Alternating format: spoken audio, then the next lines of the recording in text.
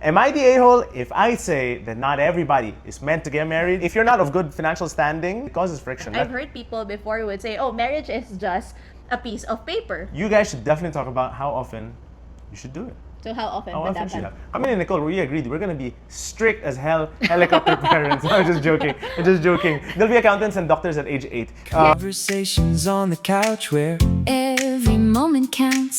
life, love, dreams. We've got the space. Come take a seat. We've saved your place. Why do you think not everyone is meant to get married? There are too many people that just go on instinct, like, oh, I love her, I love him, and then they don't think things through, or they just dive in blindly. So in this episode, I guess we're gonna talk about the things you need to know before getting married. These are the 9 things that we think you should at least talk about before you make that decision. Number 1, values and expectations. If I ask you, what are the most important values you find in a partner? Number 1 really was, it mattered to me so much that you got along well with my family. Because family is That's a big important one. to me. I'm very close to my family. And when I saw him also, kung paano siya makitungo with his family, how he would take care of his siblings, his parents, to me, that was a big plus and a green flag. Kunyari na lang, alam ko yung makitungo. Kunyari na lang, guys. No, but I'm so curious. If let's say I didn't meet your expectation from a value perspective, can it still work out? Like, what if we have different political leanings? When it comes to political ideologies, right? Like, it would also depend how much of your political ideologies also impact your moral values. So, not necessarily na kunyari, magkaiba tayo ng president na sinusuportahan. Hindi naman siya total deal breaker. But so long as I Pero don't... bakit? So long as I don't berate you. Yeah. Because, you know, Or like yung it's... parang hindi mo pinag-iisipan kung ano yung... You want someone sinasabi. critical. You want someone critical, right? Definitely. For you ba, what were the values that were important I to you? needed smart. Hindi dahil tanga ako, ah. I'm just saying I needed smart because it never mattered to me how pretty a woman is. For me, beauty is super common. What can set you apart is if we can keep up a conversation and like talk about things. Maybe because I'm also a little bit of a nerd sometimes. I can geek out on certain things. But I need someone to keep up with me mentally. I need someone who is as outgoing as I am. Nicole more than fits the bill, for goodness sake. She lives in a different country. And I basically live in an airport Practically at this lives in an point. airport at this time. Maybe I've outdone myself there. But you need someone who matches you in what's important in your life. Another one, honesty. Right? How important is it? Is it that someone is radically honest? Your breath stinks like that, and they tell you in the harshest way possible. Is that okay with you? This will go back to communication then, diba? Like, you know, will you always take offense? Because like each person would have a different style also in how they say things. Kunyari, ayaw mo that sinasabihan ka ng something negative. Me. Kala ko you don't like being told what to do. Oh, that too. You're another thing, right? Like when you start dating, it's important that you are also intentional in a sense that you have to know kung yung person ba that you're dating is in it for just fun or companionship, or pareho ba kayo ng goal when it comes to gusto nyo bang ikasal eventually? Is marriage even important? I've heard people before would say, oh, marriage is just a piece of paper. But for other people, like for me, kunyari, marriage is important. And that needs to match with your partner. So what about people who are like always in and out of a relationship? They seem to like to get married, but then they don't always act like it. Like they're not sure of what they want. You know what I mean? That depends on nasa ang phase ka na ba in your life. Like it's a maturity thing. I think so. Sense. When we were in our early 20s, like kunyari, for Asians in general, like they would say na yung expectation sa'yo dapat you're married by the time you're say 25, 26, ganyan. Pero paano kung during that time, hindi mo pa totally kilala yung sarili mo, you're still focusing on your career. So even if marriage is important, pwedeng hindi ka pa talaga There's a ready solution for to it. that. You just rush. Shotgun- Mag-rush ka na shotgun lang. wedding. Make all their irresponsible decisions. Yeah, so yun. So values and expectations. Let's talk about it. Don't be shy. The second one is quite critical. Here comes the money! Money. Here comes the money! We're Money, wearing money, green money, eh, money, money, money. Oh nga pala. Oh, right. I almost didn't notice. Yeah. I think very hot topic kasi Hot topic. isa sa pinaka-pinag-aawayan ng mga mag-asawa or even nga when your boyfriend, girlfriend pa lang would be money. Dave Ramsey is like a very famous internet Yeah. personality. I love his stuff. He says that divorce and bankruptcy hang out in the same bar. So like what he's trying to say is if you're not of good financial standing, it causes friction. That's just the truth of it. It's not to say you can't overcome it. Yeah. It's just to say that like you have to live within your means and not try to do crazy things that put you in irresponsible debt.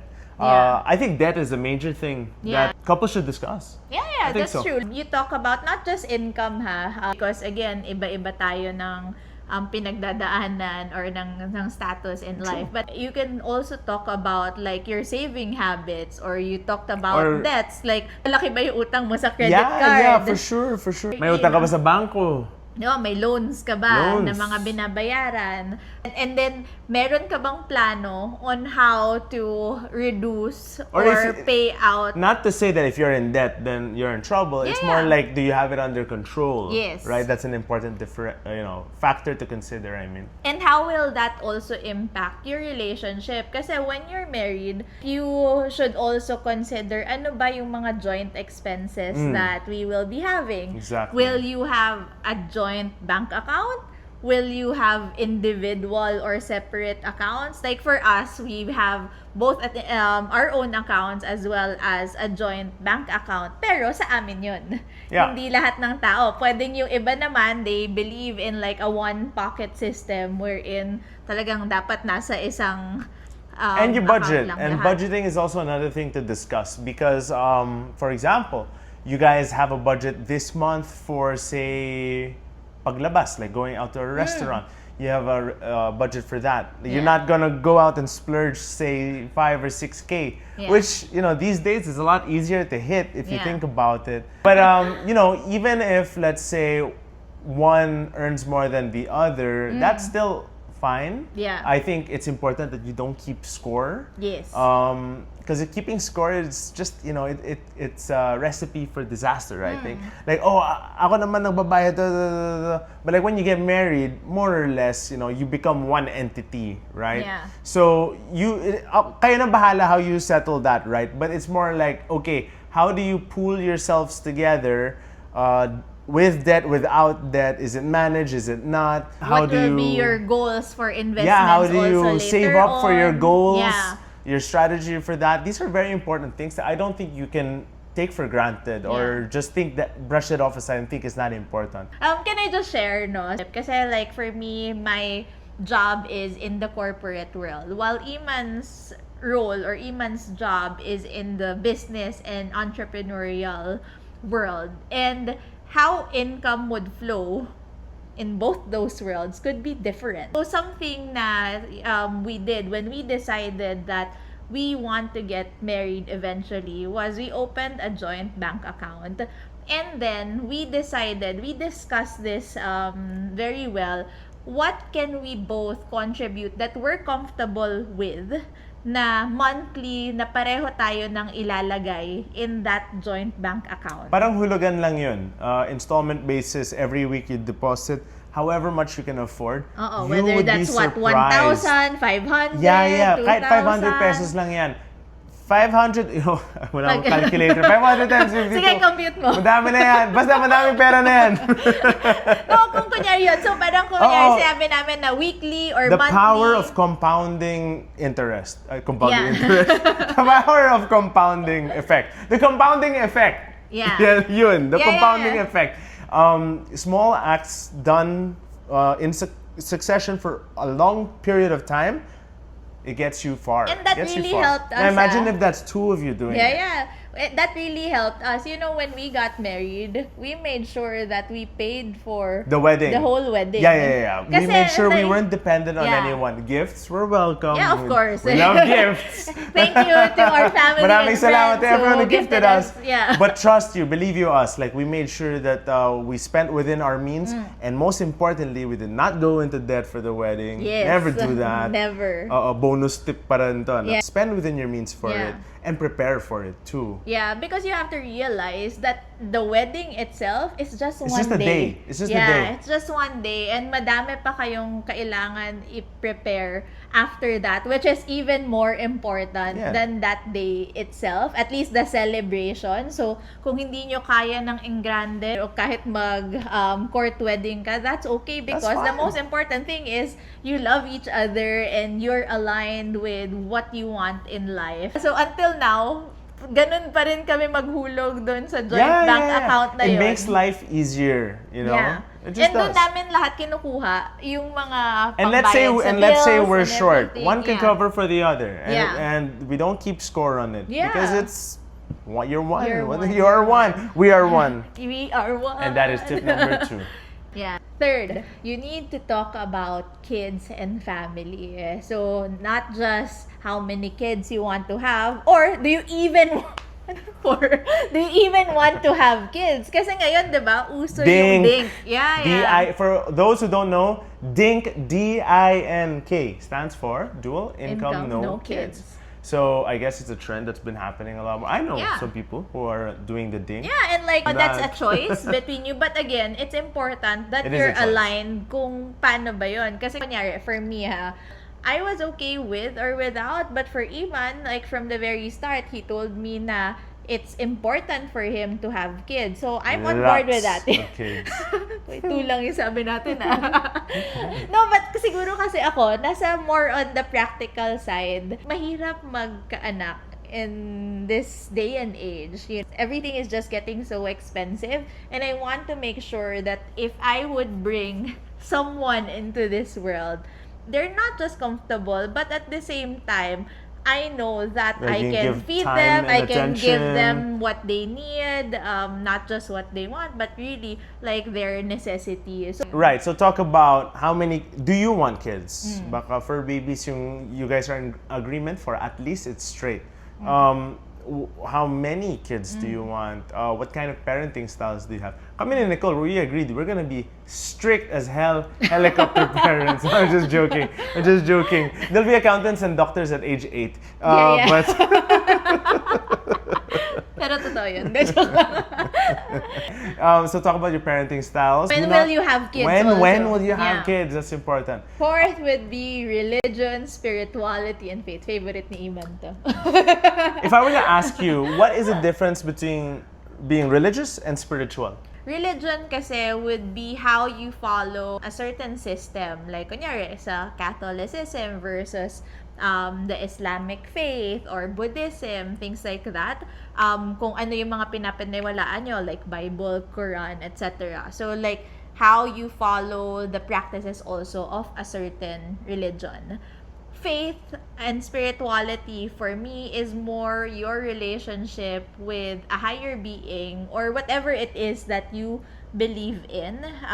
Like ako, although hindi ako nagsisimba every Sunday, I pray every day in different times of the day, because for me, my faith is geared towards like me trusting that there's someone out there who's always looking after me. Fair point. I was raised in a mixed household. What I mean by that is I'm half Filipino, half Persian. And that means I was raised in both cultures. So Yeah. that's being the Catholic side and the Islamic influence Yeah. as well. Growing up, to spoil it for everyone, I consider myself more spiritual. I've also had the chance to live in Japan, travel different parts of the world, and ultimately I just learned that people more or less are the same. They just value different things. Yeah. And it boils down to these 3 things for me. Basta you do good, you say good, and you think good. Yeah. And that's not to mean you won't make mistakes, but it means you do your best to do the right thing. And at the end of the day, in my opinion, religion condenses so many years of human wisdom to an easily digestible set of values. And if it works for you, I swear, like that's the most beautiful thing. But know what works for you and be open with your partner. Like going back, no, like because we're talking about why is that even important in a marriage. Remember when you first met my mom? Ano yung una niyang tanong sa'yo? When I picked your mom up, she said, "Oh, thank you so much for picking me up. How are you? Oh, and by the way, what's your religion?" My mom is ultra religious. And she would always say kasi before that the religion, okay lang naman when you have different religions. But kung kunyari magkaiba yung pinapaniwalaan nyo, when you have kids later on, what will you teach them? I respect people who would say that you have to let the kids have their own choice. Pero kung maliliit pa yan, like when they're in their early stages of their lives, You're obligated to show them the way. yeah, wala pa silang alam, Yeah. like they wouldn't know what are these like options that they can have, and ano ba yung mga values that they need to hone for themselves also. So, I see that point then kung bakit important sa kanya na kahit papano similar kayo ng beliefs. And like this whole point, if I could like boil it down, it still goes back to values, Yes. right? If you think about it. Yeah. And it comes from a place of love. Tip number 5, communication and conflict resolution. Ito, dito na papasok yung long distance relationship natin. Yeah. So bago yun like if you haven't watched it yet, do check out our second It'll be episode. somewhere here at the end of the video, but check it out. Because we talk a lot about communication and how that played a big part in our relationship. Yeah. And You what were kind of saying- communication do couples need? No, I think because each one of us would be like different, right? Like how you receive certain messages as well as how you deliver certain things. Iba-iba. May mga tao naturally, they're very soft-spoken. There are also people naman who have like a very strong kind of communication style that if it's another person, pwedeng they take it the wrong way. Isipin nyo, pag kinasal kayo, yun yung araw-araw mong kasama eh. Good luck. kung, Good luck. kung hindi kayo nag-agree kung paano kayo dapat mag-usap, I think like that's a recipe for disaster, really. And what if some couples, there are two sides of the aisle here, right? Some will always have conflict, others will barely fight at all. I don't think naman it's healthy then if you're not fighting. Or if you're always agreeing. Because that means that you're probably avoiding certain things. Sometimes you're not telling your partner, just to avoid conflict, if you're not telling your partner kung sumasama yung loob mo. Tapos like one day you'll just wake up and then you're Just hate already, you just hate hate them. Or you fall out of love. Diba? So, parang hindi rin naman healthy. Hindi healthy yung hindi kayo nag-aaway. Hindi rin healthy yung lagi kayong nag-aaway. When we're disagreeing, kunyari medyo heated discussion na, I would always just say na, okay, can you just like maybe give me an hour? Like, let's not talk first until And I we just get both off me.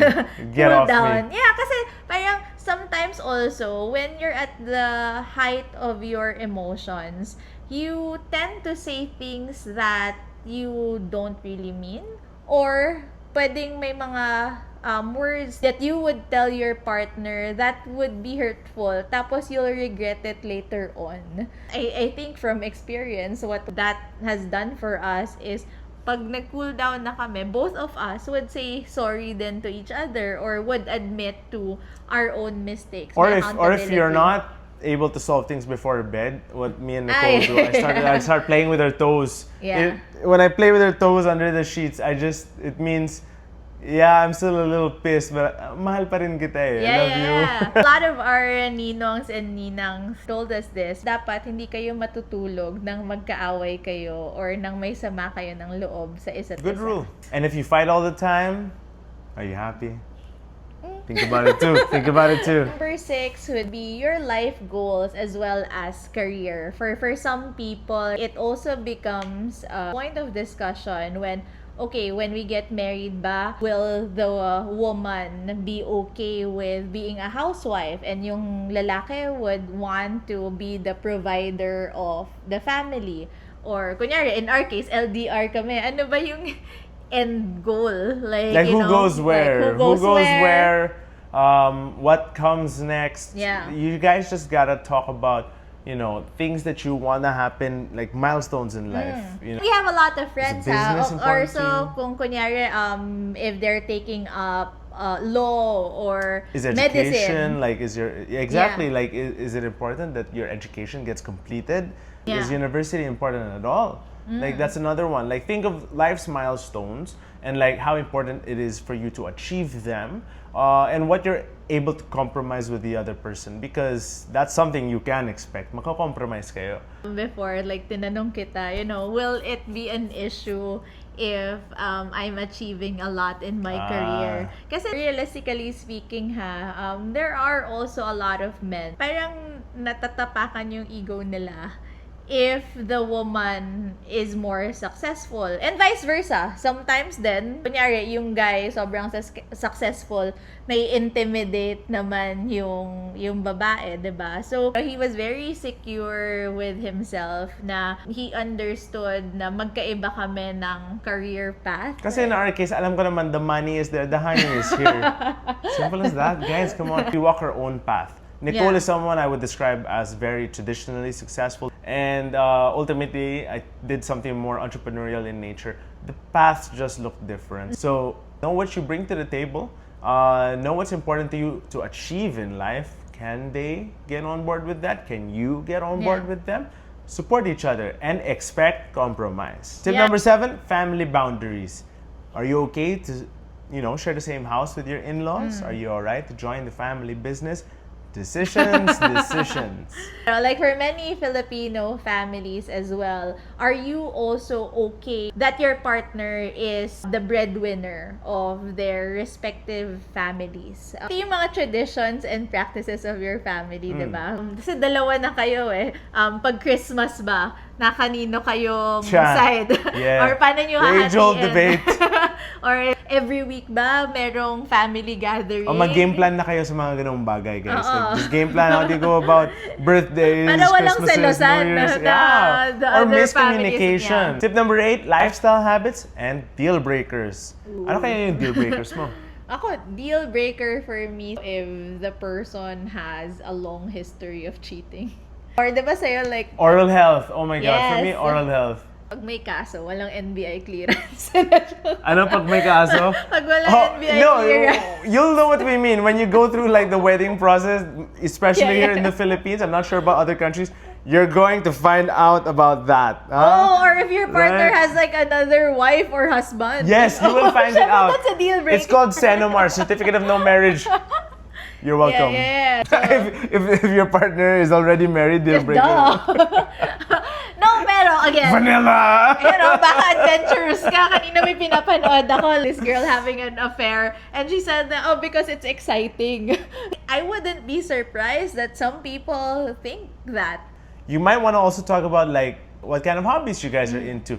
Either one is outgoing, or the other one could be like a homebody. Neither are wrong. Yeah. Neither of them are wrong, but it might cause issues otherwise. Like it's a good idea to look for a balance. When it comes to lifestyle also, like if you're someone who's kunyari, very simple, very private, and then your partner naman is someone who would Like like a to TikTok post, star or like something. would like to post a lot on social media, that's also something that you need to discuss. Like how will you balance that out without din naman changing the other person completely? How will you accept each other?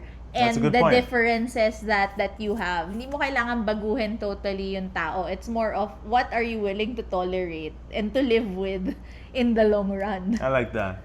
Final tip we have for you to talk about before you get married is intimacy. Oh, I'm sorry. Intimacy. So, what is it about intimacy that our viewers need to know? If you are believers of like no sex before marriage, that's something that you need to discuss.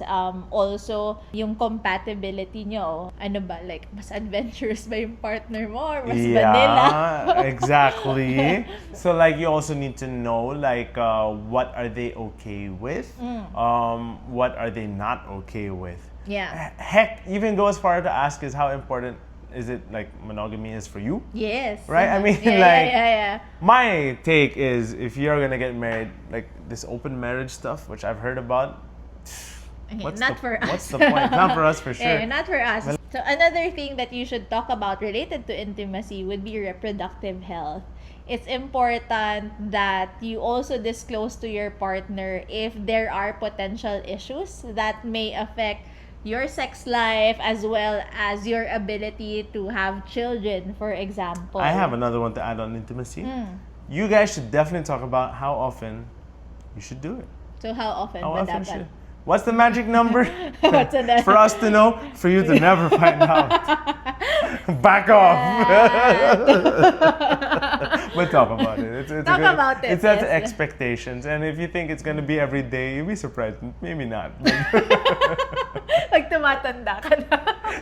Especially if you get older. When you're younger, whew, go for it.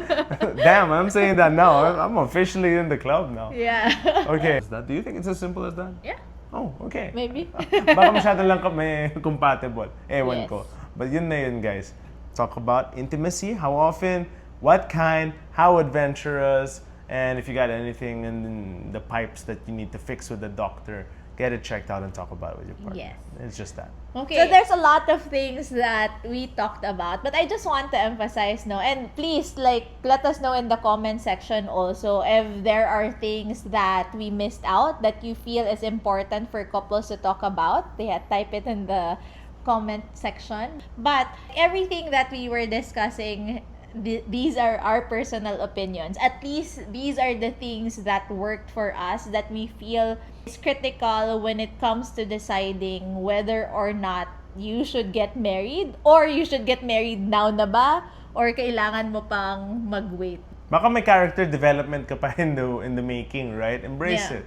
One thing is for sure, my party message is don't rush into a decision. Marriage is a lifelong decision and Yeah. it's not something that you can just throw pag nagsawa ka or if you're not happy anymore. There's a lot of things that you may want to spare yourselves from getting Yeah. hurt, from hurting another person also. So haven't found the right person yet. Especially if you haven't If found you the right haven't person. aligned with your partner yet on the plans, like, wag niyong pilitin. Enjoy your own pace in life and maybe that will turn out to be more meaningful in the end. So thanks for watching, guys. That does it for our third episode. You have been amazing in Yeah. keeping up with everything we've been going on online. We're super new to this, but we love every Yeah. message we get, every comment, every feedback. And you. hey, guys, please, we mean it. Leave us a comment. We'd love to get in touch with you. Thank you very much. This has been Iman, This is Nicole. and thank you for tuning in.